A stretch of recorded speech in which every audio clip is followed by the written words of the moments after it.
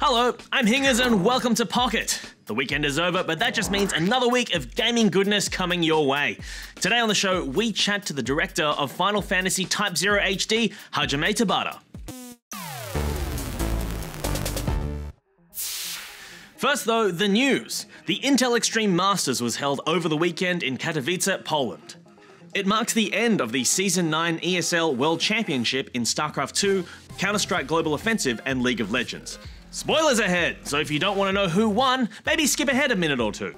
The StarCraft 2 finals were played out between Korean pros Trap and Zest, with KT Roster's Zest rising out of a recent form slump to win 4 games to 1. He wants to win! GG! Your world champion is KT Roster's Zest! Team Fnatic were the victors in the CSGO event, beating fellow Swedes Ninjas in Pyjamas 2-1 in the final. Australian team Vox Eminor made it to the second round of the losers bracket, where they were knocked out by Team Natus Vincer. And in League of Legends, North Americans Team Solo Mid took out Chinese team World Elite 3 games to 0, winning the $100,000 prize pool. Now let's go have that chat.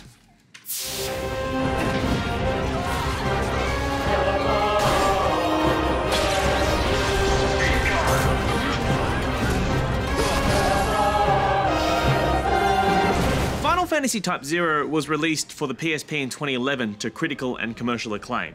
It was one of Square Enix's self-appointed ultimate hits, and now it's getting an HD re-release. Why is this game so popular?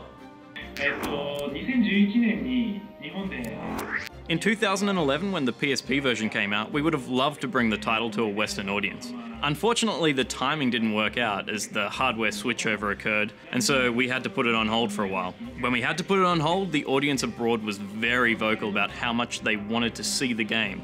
And as developers, we wanted to answer that call. As a company, Square Enix okayed the idea, and that's how we arrived at this HD release on the PS4. We have arrived. It's been 3 years since the initial release, but it's been a very valuable experience and it has a happy ending. We're very happy to be bringing this game to the West. From a personal perspective, what are the best and worst things about revisiting Type-0? The best part, personally, is the experience of the player joining the Type-0 characters, fighting together and experiencing that drama and that ending emotion. Personally, that's the best part of the game. For some people, they might not like this aspect of the game, but the game features a very reality-driven, cruel world with mature expressions. Some people may not instantly warm up to that. It might be a bad point for some people, but we consider it part of the game. It'll be interesting to see how people feel. On that, the mood and the themes in Type-0 are quite dark compared to other Final Fantasy games. Is there a reason you guys made this creative decision? As mentioned with the best points, really kind of having the player be one of the characters, sympathise with them, have the player be able to immerse themselves in the characters. The backdrop that provided the best opportunity to do that was this cruel dark world that you see. And another key element is that a lot of the game is told as a war documentary, and so to gloss over the realities there would be to do it an injustice. So there was an emphasis put on reality, and in wartime that reality leads to the dark, mature situations we see in the game. This is not the beginning of the end. It is the first ray of hope, one that we've brought forth. For fans who've already played it through on PSP, what new stuff can they expect?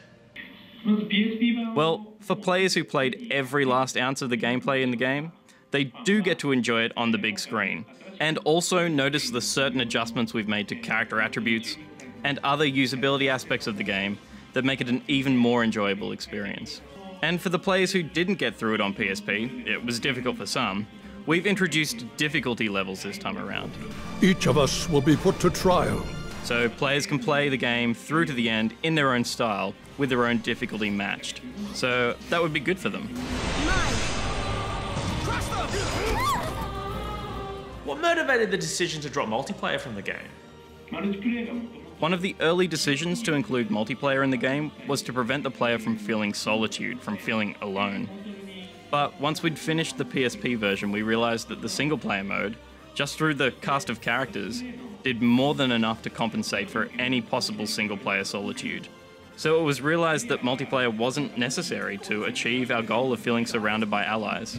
You're not wanted here, yo.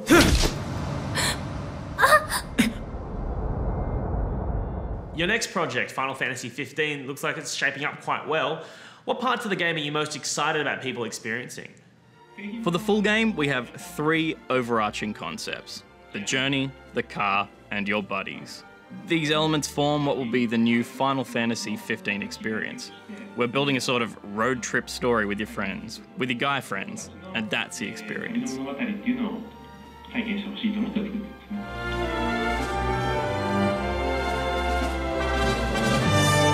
Thank you so much for joining us. Thank you for speaking with us. Okay, that is it for today's episode. Let us know which upcoming Final Fantasy title you guys are most excited about. Type-0? 15? Final Fantasy 27? I don't know. All right, until tomorrow. See ya!